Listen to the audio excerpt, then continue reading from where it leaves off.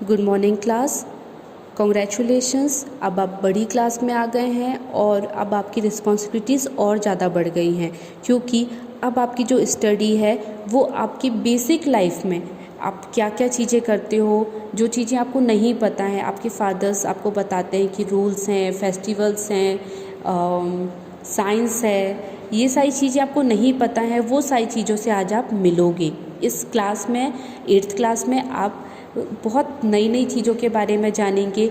और आपकी जो किताबें हैं वो इसलिए नहीं है कि आपको रैंक लाना है, आपको मार्क्स लाना है। आपकी किताबें आपको आपके नॉलेज को बढ़ाने के लिए हैं, आपकी इंटेलिजेंसी को, विजडम को बढ़ाने के लिए हैं। ओके, तो आपको पढ़ाई को सिर्फ मार्क्स लाने के लिए नहीं करना है, आपको पढ़ाई बाकी पूरी पृथ्वी को, पूरी दुनिया को जानने के लिए, रूल्स जो हमारे नेचर के रूल्स हैं उनको जानने के लिए हैं। तो आइए हम स्टडी पे आते हैं।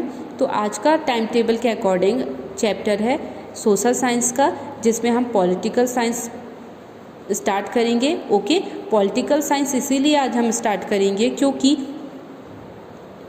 पहले जैसे ही आप अपने देश के बारे में जानना शुरू करेंगे वैसे ही आपको छोटी छोटी चीज़ों के बारे में पता लगेगा। Okay, so let we start. सबसे पहले हमारा चैप्टर का नाम है कॉन्स्टिट्यूशन। क्या है? Our constitution. So let we start. What is the means of constitution? Last previous classes में हमने कॉन्स्टिट्यूशन के बारे में पढ़ा है। कॉन्स्टिट्यूशन किसी भी देश की सुचारू रूप से चलाने के लिए, किसी भी देश को अच्छे से चलाने के लिए कॉन्स्टिट्यूशन की ज़रूरत पड़ती है। फॉर एग्ज़ाम्पल, आप किसी स्कूल में पढ़ रहे हो, जैसे आप इस स्कूल में पढ़ रहे हो और आपने अपना बैग बेंच में रखा। अगर वहाँ पे रूल्स नहीं हैं, रेगुलेशंस नहीं हैं, अगर आपको इन्फॉर्म नहीं किया गया है कि ये नहीं करना है, तो कोई भी बच्चा आपका बैग उठा के ले जा लेगा, है ना। अगर उसको रूल्स बताए गए हैं तो वो बैग नहीं छुएगा आपके विदाउट परमिशन, और अगर ऐसा करता है तो उसको पनिशमेंट मिलेगी। यही सेम हमारे देश में भी लागू होता है, यही एग्जाम्पल हमारे देश में भी लागू होता है कि rules, regulations and conditions, rights and duties अगर आपके कंट्री में हैं तो आप उसके अकॉर्डिंग चलते हो, और अगर आप उसके अकॉर्डिंग नहीं चलोगे तो क्या होगा?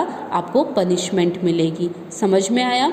सो कॉन्स्टिट्यूशन क्यों हमारे लिए ज़रूरी है ये आपको समझ में आया। ठीक है, ज़रूरी नहीं है कि लगभग सारे वर्ल्ड पे कॉन्स्टिट्यूशन होता है, सारे देशों, सारे वर्ल्ड के जो देश हैं उन सब में कॉन्स्टिट्यूशन होता है, लेकिन ज़रूरी नहीं है कि सभी में डेमोक्रेटिक कंट्रीज़ हों। डेमोक्रेटिक कंट्रीज़ क्या होती है? डेमोक्रेटिक मतलब होता है जो आप उस रूल्स एंड रेगुलेशंस बनाए जाते हैं वो लोगों के लिए बनाए जाते हैं, लोगों के फ़ायदों के लिए बनाए जाते हैं, उनके राइट्स ना, कोई उनके हक ना छीन सके, इन सब चीज़ों के लिए बनाए जाते हैं। लेकिन कुछ देश ऐसे हैं जहाँ पे राजा सिर्फ अपने बारे में सोच के, अपनी फ़ायदे के बारे में सोच के रूल्स एंड रेगुलेशंस बनाता है। ओके, उन्हें हम क्या कहते हैं? हमने लास्ट सेशन में पढ़ा है राजतंत्र। ओके, नाउ कॉन्स्टिट्यूशन क्या होता है? संविधान क्या होता है? संविधान में हमें राइट्स मिलते हैं, यानी कि हमें हक मिलते हैं, हमारी कुछ ड्यूटीज़ होती हैं, उनके बारे में हम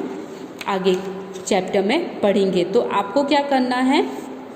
आपको ये रीड कर लेना है, कॉन्स्टिट्यूशन का डेफिनेशन लिख लेना है। ओके, डेमोक्रेटिक का डेफिनेशन लिख लेना है, और हमारा देश कब से कॉन्स्टिट्यूशन लागू हुआ है, डेमोक्रेटिक हुआ है, इसके बारे में आपको अपनी कॉपी में लिखना है।